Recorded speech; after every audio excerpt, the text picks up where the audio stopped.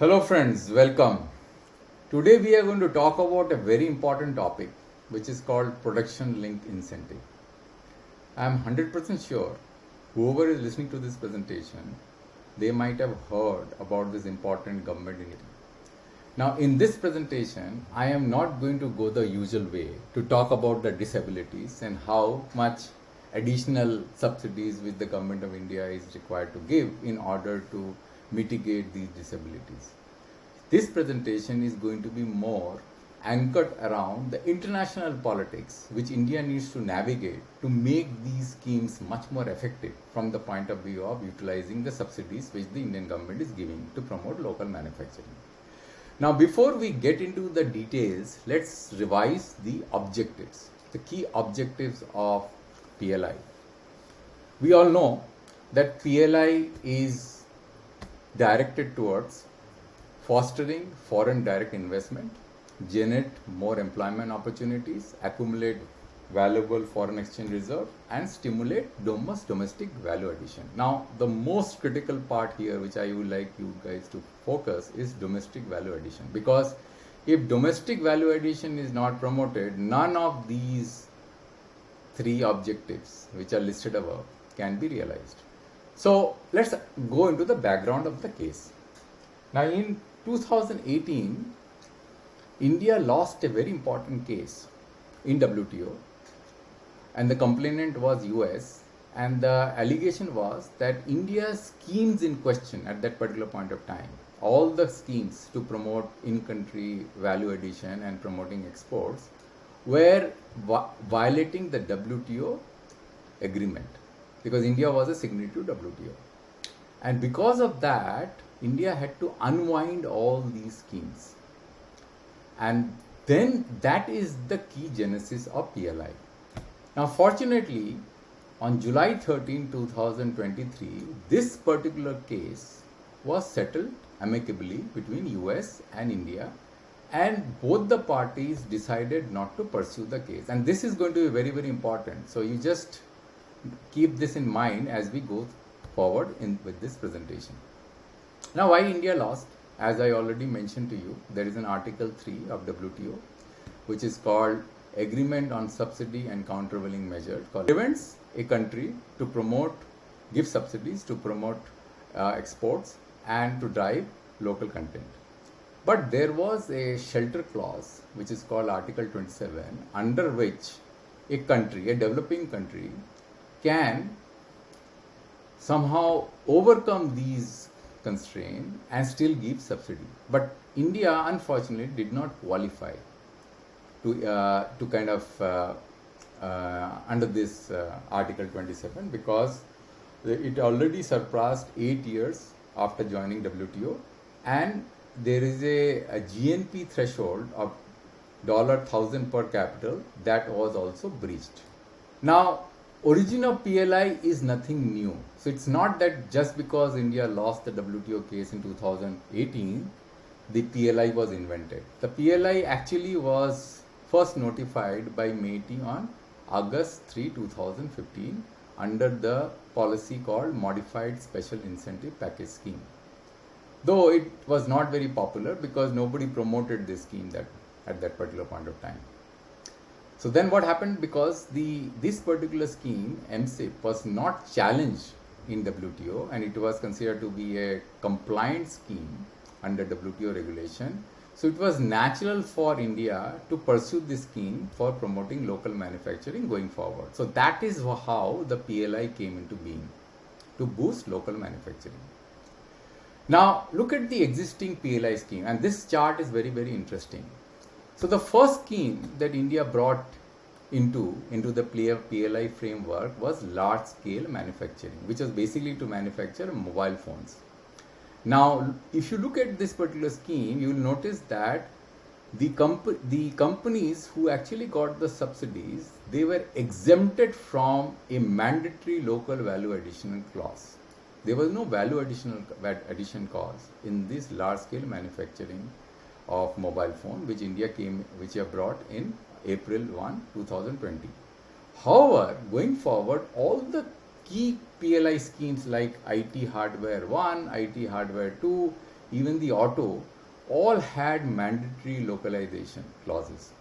Now you might be wondering that why this mandatory localization clause exists in the PLI scheme when PLI scheme was supposed to be WTO compliant. As we already mentioned that WTO prevents local content for to be as a part of the policy to give subsidy.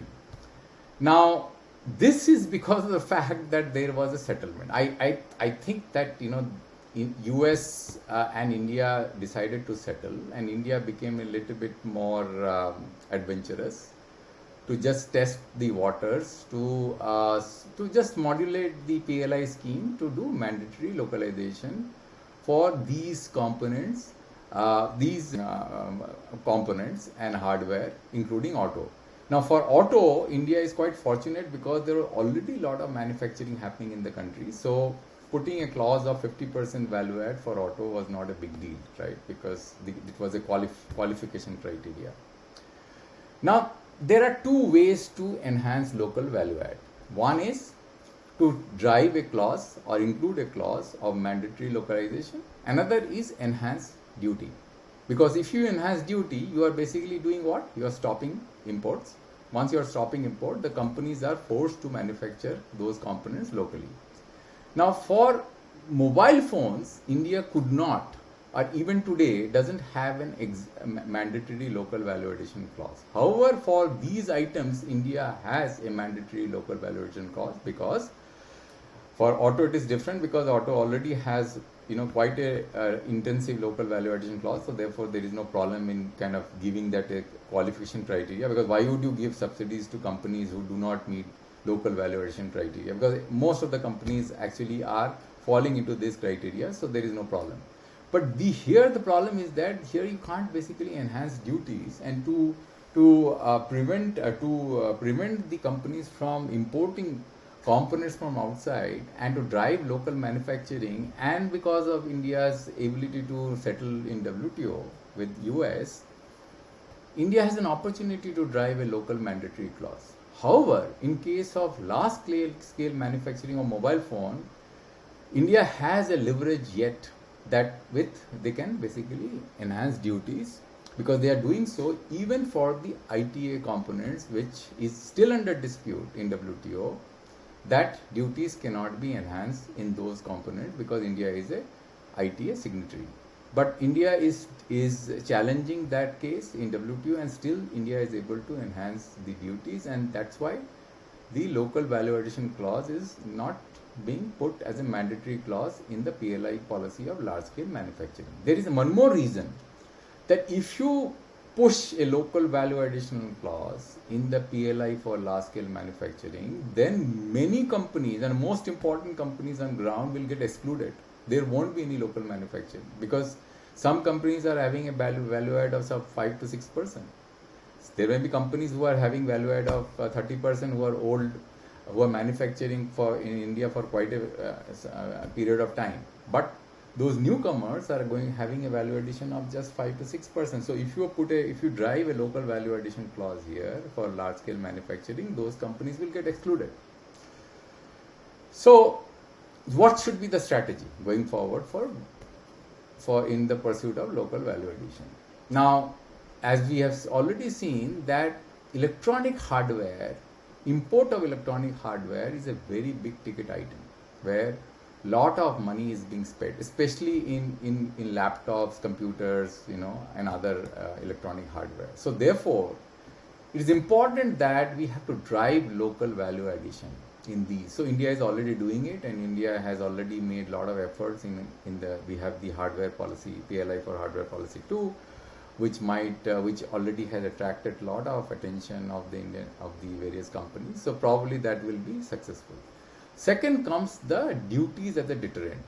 Now my problem is that because of this current WTO case which India lost, against EU, Japan and Taiwan, and this is still in active condition, and if this case is not settled in the manner which we already settled this particular case with US through an out of court settlement, then there is a problem that India is going to face, because India will no longer able to keep driving large scale manufacturing by enhancing duties. So they have to incorporate a local value addition clause in large scale manufacturing as well, because if this case is lost, then India has to unwind all its duties, which is preventing this clause to be incorporated till date.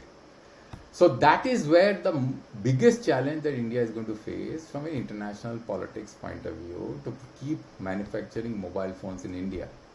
So it is important for India to make sure that companies who are manufacturing in India drive more value addition, because even if India loses the WTO cases and India wants to incorporate local value addition clause, here they won't be able to do if the companies who are manufacturing in India do not have a substantial value addition, because they will get excluded, right, from the PLI incentive scheme.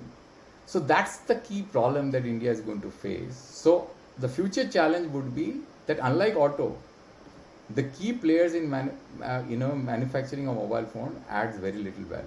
So that is where the problem is, and we have to keep, this is where the fine, it's a balancing act that India has to follow, and we have to closely watch this particular case and how it unfolds in WTO. So the conclusion is very simple. We have to keep pursuing the WTO case and make ourselves very active in international politics, so that we have the leverage and we can exploit our past achievements in this particular area. We have to have a mandatory local value addition clause, because without that, all the subsidies that we are giving is not going to be useful, and they will not be able to efficiently generate the value that we are looking for in manufacturing of items or products in India. The challenge would be that the loss that we have recently faced in WTO case against EU, Japan, and Korea, and we have to keep playing the balancing act of local value addition and raising custom duty to really drive local real manufacturing in India and ensure our subsidies are efficiently used. So I hope that you got a very high level understanding about PLI. So it's nothing but a balancing act that India has to keep playing in order to drive local manufacturing. And I hope, and I'm quite sure, that India in its current position will be able to do that, and we will see more and more companies manufacturing in India. Thank you for your patient listening.